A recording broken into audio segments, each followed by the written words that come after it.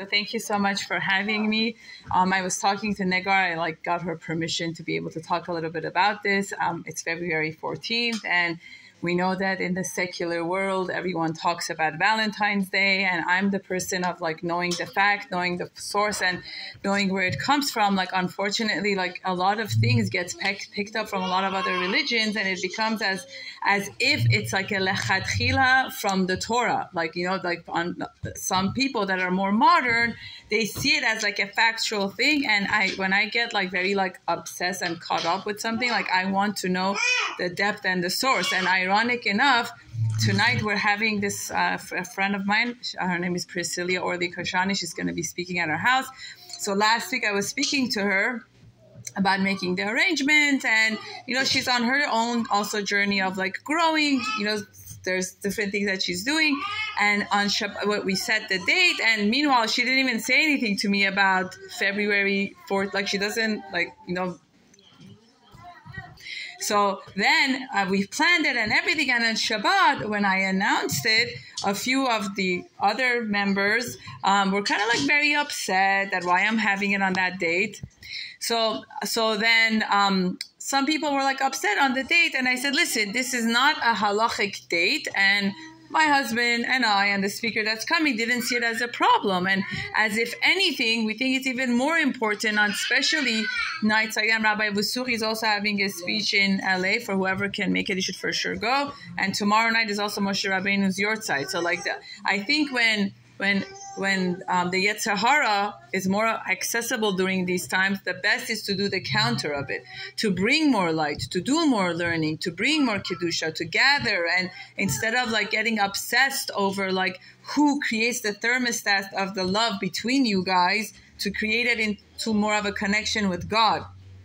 Instead of Valentine's Day, that one day of the year, becoming the thermostat of if your husband loves you or not because he buys you chocolate, roses. It's you already know, cliche, because everyone is going to post the pictures on Instagram, right?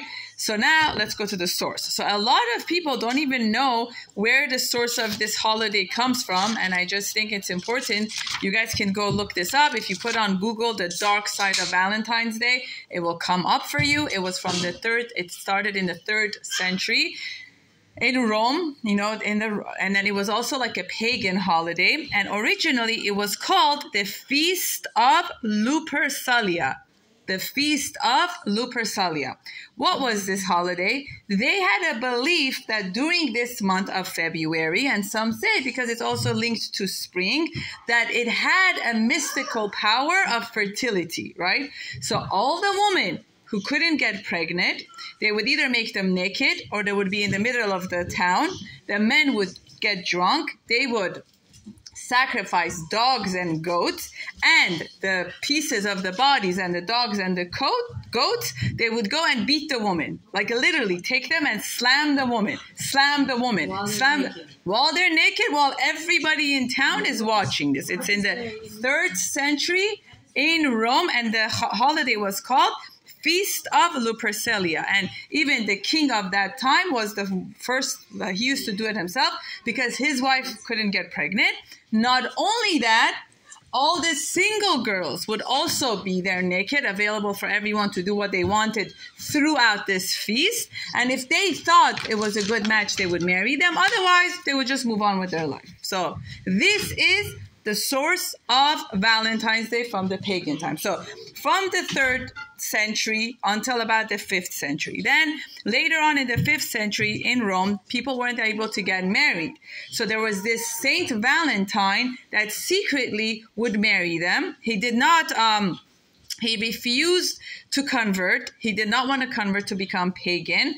But on the same token, he would secretly marry people that loved each other. But then during the Valentine's, this date, I believe it was the 8th century, is when he got murdered on the 14th of Valentine's Day.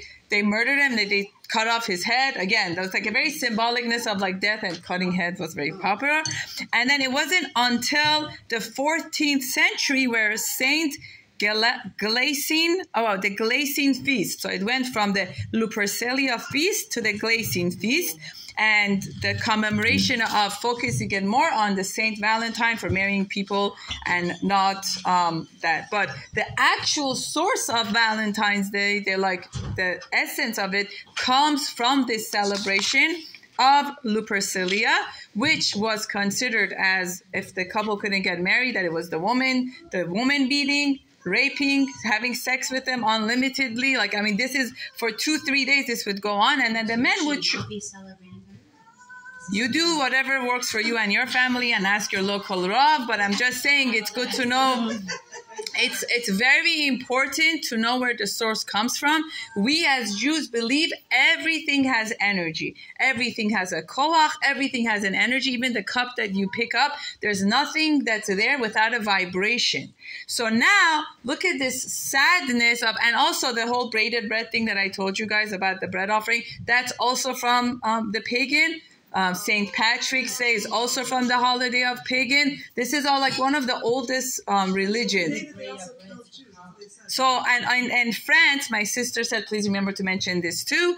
The October 7th of 1349, February 14th, 1349, in France, there was a disease that went on and killed a lot of people. And the king of the town decided that this disease is coming from the Jews. They went and gathered 2,000 children, families, husbands, wives, everyone, brought them inside of a village, live, murdered them. They killed all of them, 2,000 of them. No. I'm saying the October 7th of that time. I'm saying, imagine it's 200-300 centuries from now, they use October 7th. So this is the exact day on February. I don't have the name of what that was called. It had a name. I posted it in Negar's chat. So... That Cupid also would actually be the ones shooting arrows at the Jewish people. That's what I heard. Yes, and also during the Holocaust, they said in Germany on February 14th, there was a village that also, same thing, it wasn't one by one, it was a group of them that got killed, that they believed that the energies that came up was the strongest then. So apparently there's for them, there's a mystical thing during this time. So with all of that said, the worst is when we're letting these Saint Valentine in our home. How are we letting it in our home? When we are rating and deciding where our love thermostat stands based on what the husband did or did not do on Valentine's. It's one thing with anniversary and birthdays and this and that, but on Valentine's, I think we have Tu B'Shvat. No, man, I'm talking about the American Valentine. I'm talking about the American Valentine's Day, and what you see on social media and Instagram, what's around you, is negatively polluting your mind to judge where your spouse stands on how he is treating you and how much he loves you. And I'm saying that without even noticing it subconsciously, we're allowing this energy in our home, and we're utilizing it to judge this husband of ours that are going to Beit Knesset and learning and doing this and getting disappointed. So you're not going to say you love me? I'm saying we need to really wake up and understand that shake off these assimilation. I always say assimilation is not only when Debbie marries John, whatever. Assimilation is not only then. These little things that you take and you bring it into your home as a factual practice, by the time your child grows up, it's why aren't we doing it? So, and I think it's really important, when your kids ask you, you say, that is a pagan holiday. That is a Christian holiday. That's just like a Christmas tree. Right. Christmas tree is also a pagan holiday. Halloween is also so it's a pagan. So what is the source when it comes to love from the Jewish perspective? What is the source when it comes to loving? And this is the big shift that we have to understand, that what makes us and our translation of love different than the Western world is that in the Western world, love and happiness is something that happens from the outside for me. The pursuit of happiness, which is part of the constitutional right that America tells you you have, and everything about love is about what happens to me. I was having this talk with my friend that in America, when you say I love, it's not you love, it's you love you. right? Anything we say the word love, it's about what it does for me. Throw out anything. I love coffee. I don't love coffee. I love what I feel when I love the color green. I don't love the color green. I love it because of what it looks like and I'm wearing it. Whatever you say you love, you really don't. You really enjoy. I benefit from. I enjoy. I get satisfaction from. The only true love is usually the most highest is from a parent to a child. A parent, and also that's chemical based. Like if you don't have the normal chemical reaction when you give birth, you might not even love your child. So if you could go into postpartum depression and not even love your child. So there's two factors, the action and the chemicals that gets released in your brain. If they are not there, you're not going to love that's what's in front of you. So when God teaches us about the love and about joy and about happiness, he's saying you have the tools where? Inside of you.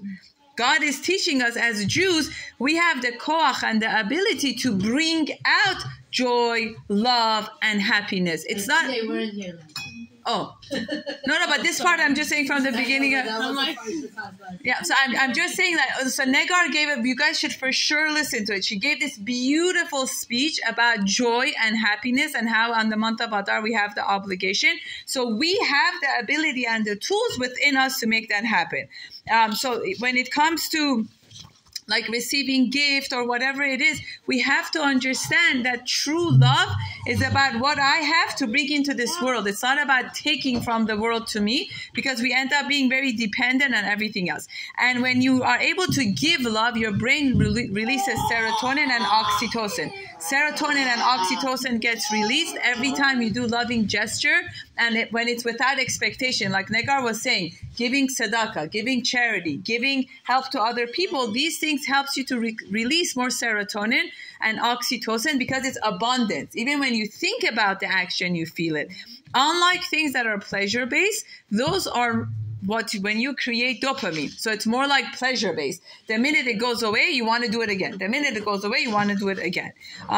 Love comes from within us. Love comes from like what we feel on the inside. And one of the things that we have to always remember is that when people in our family do things that we feel hurt and we feel sad, or we think they don't love us, part of it is also a good idea to do like a check-in, to see within yourself, even what does love mean to you? Do you have any wounds maybe from growing up as a child? There was like things you wished you had, but you didn't get. Because as an adult, we cannot be dependent on anyone to make us feel happy, right? As an adult, what makes us different than infant?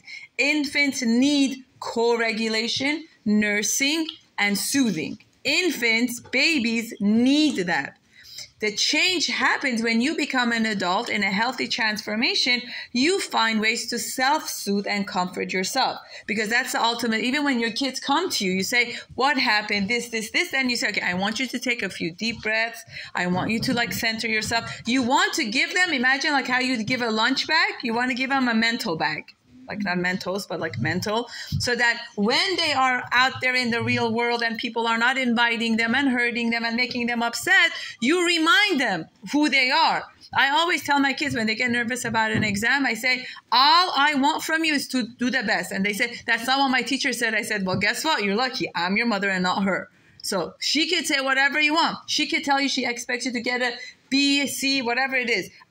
When you come home and you tell me, Ima, I studied and this is what I got, I'm proud of you for that. You put it in your best, that's all I want.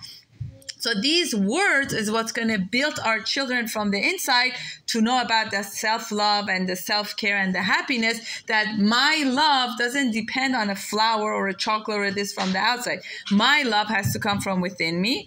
And when you have a calm nervous system where it feels like you're worth it, you're valuable, you're good to yourself, you're more able to attract love and joy. But when you're more active, when your nervous system has more, and I don't like calling it negative emotions. I think it should really be called tense emotions.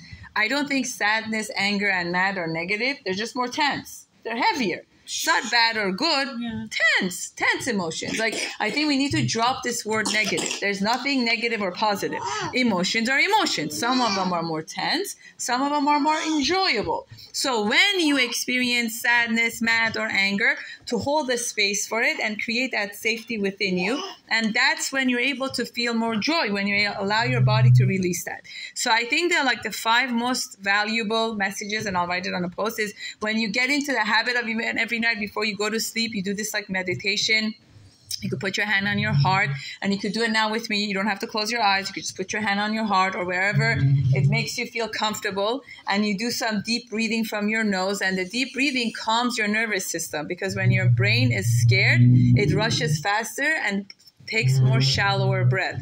When your nervous system is calm, the oxygen does wonders. There are people that do sound bath right now. You hire someone, $200, I think that's what I'm going to do as a side business now. They come and they breathe with you and your family. Sound bath. Look it up. I'm not making it up. Legit, it's called a sound bath. You should look into it too. Sound. To do it, I mean to offer it. Sound bath. Sound bath. They teach you how to breathe in a nutshell. So you put your hand on your heart, and if this other hand, you either can put it over this, or Peter Levine says, he's a neurologist, neuroscientist.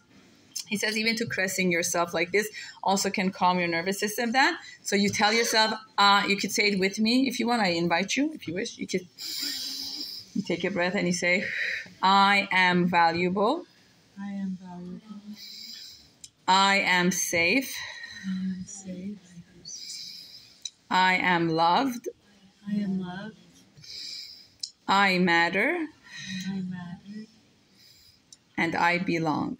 I belong. And even just like the comfort of this sensation that was like less than 20 seconds, when you get into the habit of doing this, you will notice your nervous system automatically shifts from being active and functioning from the tension to being calm and relaxed. Your brain cannot be functioning with love and anger at the same time. It's either or. These two are mutually exclusive. So if you're scared and angry, you are not able to feel lovely. Because when you're scared, your amygdala, which is right behind your eyes, is firing cortisol and adrenaline and telling you you're in danger. Because your body remembers situations that cannot remember by words, but your body remembers it. It could be a smell, it could be a look, it could be a touch that it sets off your body, right? Unless you try to calm yourself down and take a breath and tell yourself like, what in the world just happened? Or sometimes even like holding your hand or like holding your thumb or whichever finger gives you calmness, you just do that. So she says the middle finger is symbolic for anger, you know, so fear. So the thumb would be a good one. You could just hold on to your thumb and just take a few deep breaths and say, what just happened? Just tell yourself, like, well, even the word ayeka, you know, when God told Adam, ayeka, like, where are you? And God told Moshe, God told Abraham, or Moshe, I think it was Moshe, I think. Where are you? Adam and one more. And I think it was also Moshe. So just tell yourself, ayeka, like, where are you? Where are you? And then when you're able to center yourself, then you can meditate on Hineni. So some of the things also that you can, because a lot of abandonment wound is what leads to people not being able to receive love. And abandonment wounds is things that happen during your childhood that it was just your perception of it, but it affects your nervous system. So the more you learn about you, ultimately, what I'm trying to say is the more you learn about you, learn about your upbringing, learn about your own nervous system and your godliness, the more centered you'll be in the universe. The more you depend on other people to bring this for you, the less. So it's like if you walk into the world like a balloon or a water, guess what? You're going to get influenced by all the energies around you. Visualize what I just said. If you go through the world like a balloon, the smallest word you see, what happens to your balloon? The smallest wind, right? It moves around, but instead, what do we go? We go Etz Hadat, right? It was Etz Hadat, tree. When you go into the world like a tree, centered, like, you know, connected to the godliness of earth and spiritually to God, the winds can't move you anymore. You're not going to be moved around. And the only water that you should connect yourself with is words of Torah, not to let other people's affect you, because it could really harm you. And knowing that everybody brings in their own stuff. People have the expectation of everyone to be normal, neurotypical. People who have complex trauma have a very hard time with what we casually call love and affection, eye contact, empathy, emotional availability, being present. These things sound so matter of fact, but guess what? Unless they were exposed to it or seen it growing up, they won't know how to do it.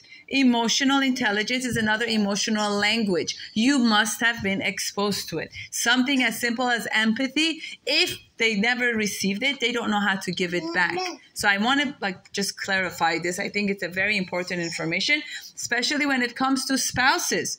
Not all psychopaths, not all husbands are psychopath, narcissistic, bipolar, borderline. Sometimes it could be an outcome of complex trauma during their childhood, which was finances, immigration, divorce, death. All of these things can create a trauma in the person where the person looks blocked. So when we talk to people and they don't make eye contact with us or they cannot express love the way we want it, I'm saying instead of blaming them and feeling sorry for ourselves, what if we try to create that goodness from within us and have awareness of what's around us?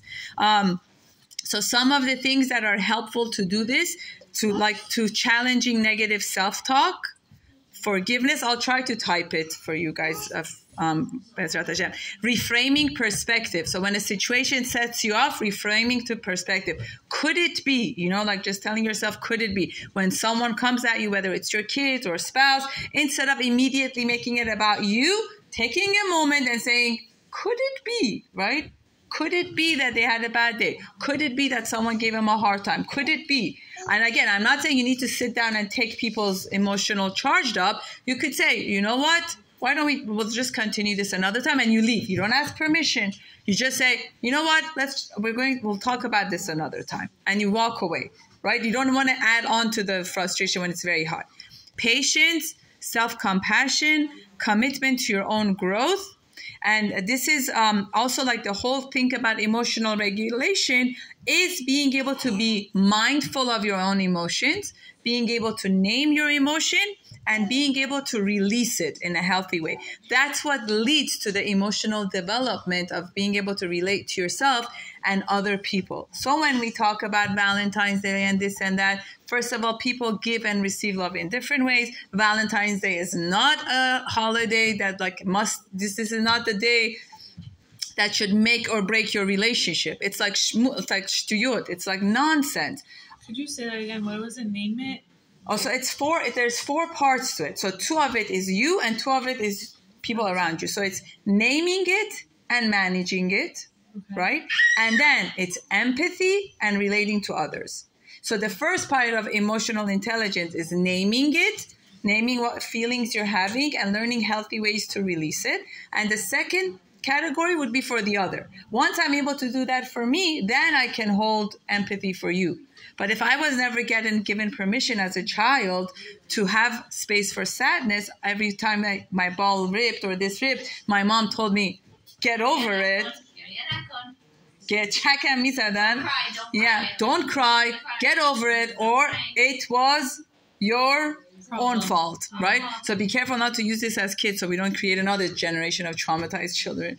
It's all about holding space. Like when you learn about the parsha of the Mishkan, space. That's the best thing you can do for yourself and your children. When they're mad, when they're upset, they're ball, you can say, I can hold space for that. I can hold a space for you to tell me about what happened to your ball. And that's when the healing and the true love comes of how we learn it from the Torah. Thank you.